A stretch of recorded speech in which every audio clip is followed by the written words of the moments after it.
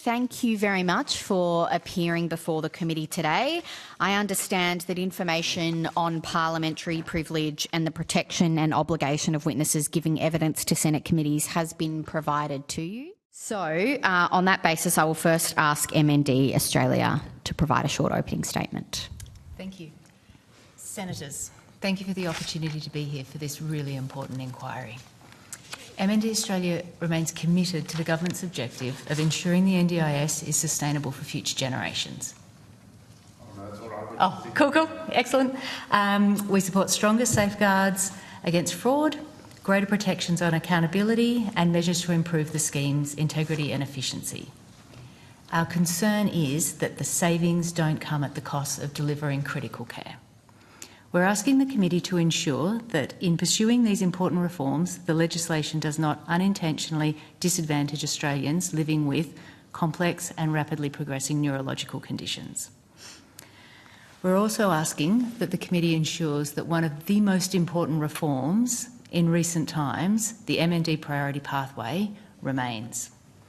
Motor neuron disease is an insidious disease. It progresses rapidly and people lose the ability to walk, to talk, to use their hands, to chew and swallow, and ultimately to breathe. There is no cure. The average time a person has from diagnosis is 27 months. Unlike many disabilities, the support needs of someone living with motor neuron disease change dramatically, often within weeks, sometimes within days.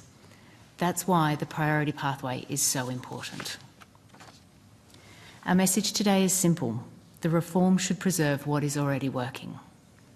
Our submission covers 4 key areas that we believe the bill could, in the bill that could ultimately undermine the outcomes for people living with motor neuron disease. These areas are: assessments must recognise the trajectory of a disease, not simply the current functional capacity. The scheme must remain agile enough to respond as the disease progresses. Sustainability must not come at the expense of participant care, and technology should support clinical judgment, not replace it.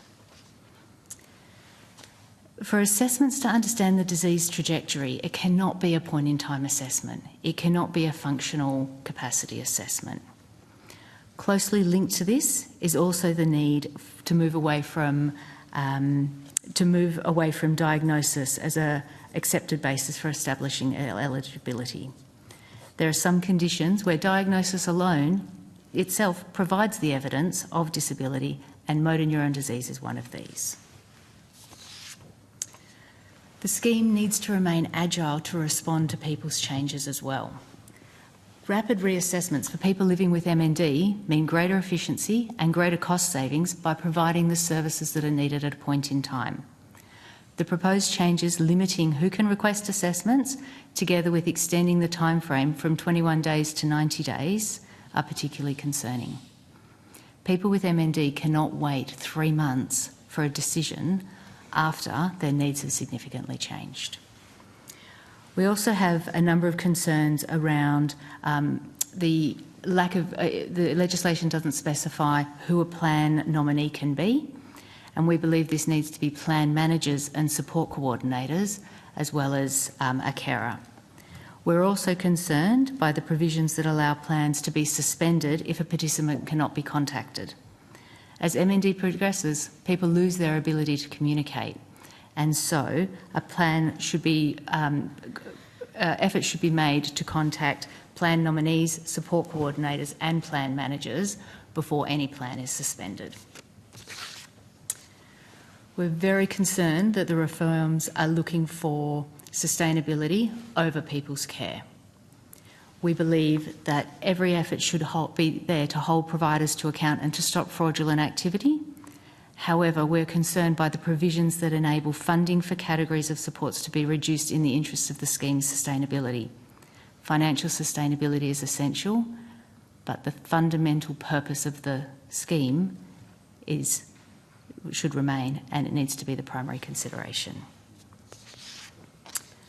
Finally, technology should support clinical judgment, not replace it. We're very concerned about the plan to introduce automated decision-making.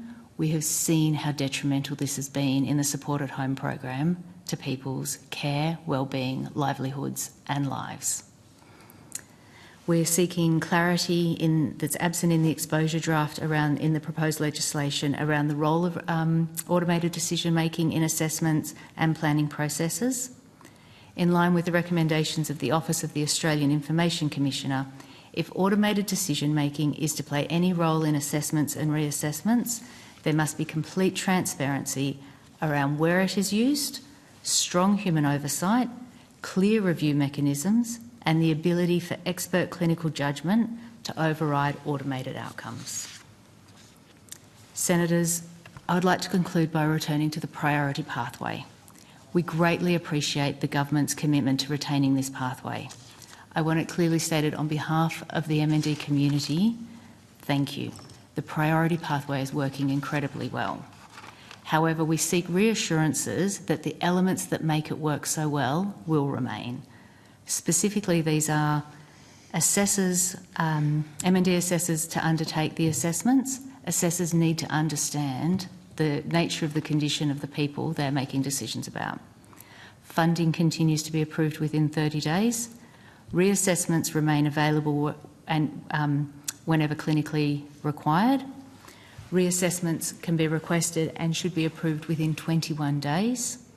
And the ongoing collaboration between the NDIA and our state MND associations continues. Thank you.